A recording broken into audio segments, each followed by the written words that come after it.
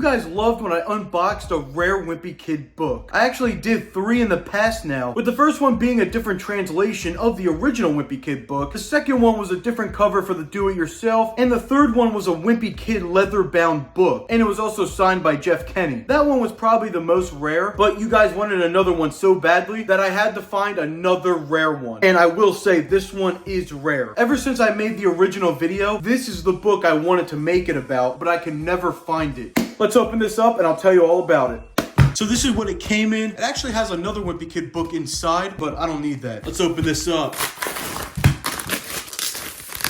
Now you may be thinking, okay, what is this? These are just regular Wimpy Kid books. And you would be right about this one. I'm not talking about this today. I'm talking about the original Diary of a Wimpy Kid book. And when I say original, I mean original. So this looks like any other ordinary Diary of a Wimpy Kid book. So that's why I'm gonna tell you why this book is rare. Most of you probably didn't even notice, but this is actually a different Wimpy Kid book. I just randomly replaced it throughout filming, and most of you wouldn't even pick up on that. If you look right on the cover, there's this text here that says over 250 million books sold. Most of you probably don't even look at that and pay no attention to it. You don't care what this little thing says, you just want to read the book. Well, that little thing is on every copy of Diary of a Wimpy Kid except one, and that would be this version right here. So if it doesn't have that text, what does that make this? It makes it extremely rare, and that is because it is actually the original printing of the book. Most people don't even care to think about that because all the books are the same. But it not having that little thing makes this extremely hard to find. I challenge you right now to go on eBay and scroll through and try to find a copy without that blue part. You will not find it. It took me months to find this. That is not on the original cover. That's just like some random kid drew that. So that's the major difference, that it doesn't have just that little blue thing. Because obviously, why would the original book put that? Now I'm going to show you some other differences that people might not know. This change is very subtle, but it is a change.